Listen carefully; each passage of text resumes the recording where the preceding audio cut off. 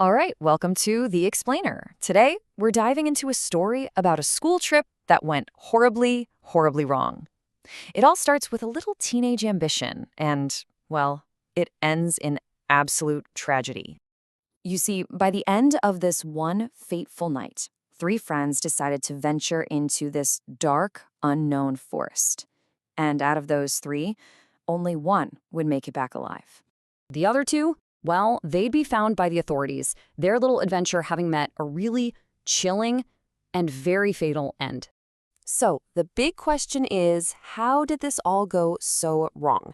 To get to the bottom of that, we really have to look at the chain of events that kicked this whole tragedy off. Okay, let's dive in. So, it all kicked off with something pretty mundane, actually, an unscheduled stop. See, their bus broke down on the way to Shimla. Just a classic travel headache, right? Or so they thought. Because they were stranded for the night, the whole group, students and teachers, had to check into this really remote hotel.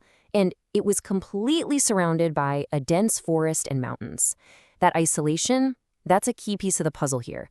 It basically cut them off from any easy way to get help. All right, so from the window of their hotel room, these three friends, Ayu, Aman, and Rohan, they spot something. It's a lake, kind of shimmering in the distance under the moonlight, and this sight sparks a dangerously naive idea. So why do it?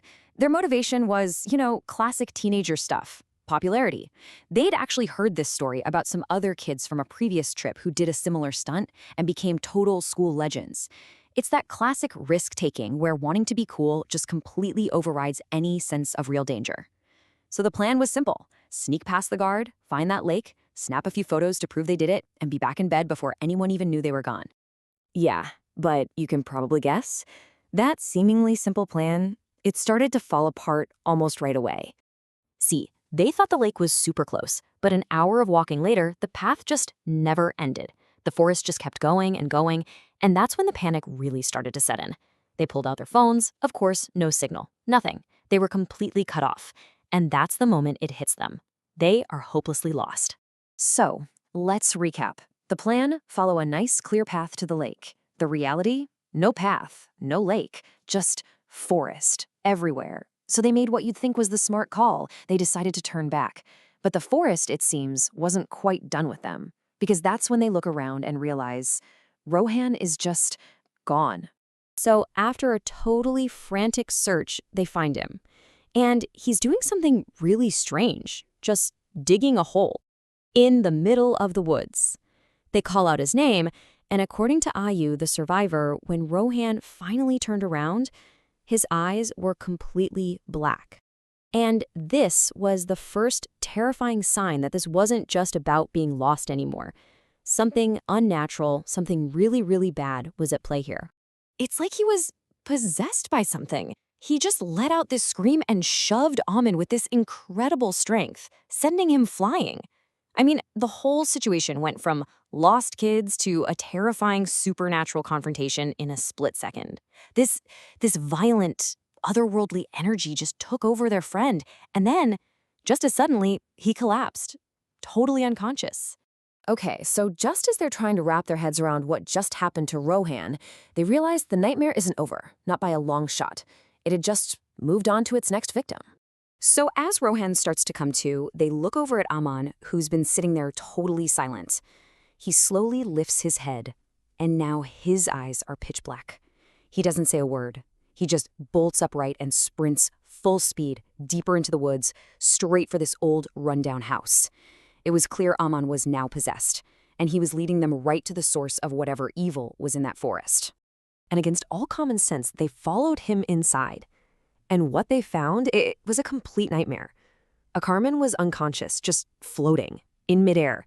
And there was this horrifying old woman with him, her eyes also black, her skin sagging, and she was speaking to him.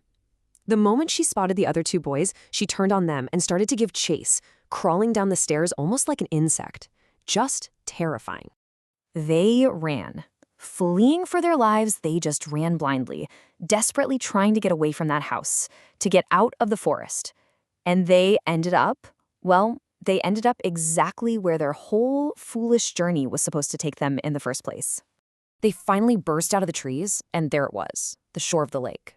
But they didn't even have a second to catch their breath. It felt like some unseen force just pulled them right into the water. Ayu, somehow, he managed to fight his way back to the surface. But all he could do was watch in horror as Rohan was dragged under, drowning right in front of him. The very place they were trying to get to, it became the site of their tragic end. The shock of it all was just too much. Ayu collapsed. The next thing he knows, he's opening his eyes and he's back in his hotel room. He scrambles outside and the whole place is just swarming with police. And right there, on the ground, were the bodies of his two friends, covered in white sheets. For Ayu, the ordeal was finally over. But for everyone else, the mystery was really just beginning. Now, of course, the police were going to look for a rational explanation. But the locals, well, they had a much more chilling story, one that was rooted in local folklore. They talked about a legend, about the vengeful spirit of an old woman who was murdered and thrown into that exact lake by villagers years and years ago.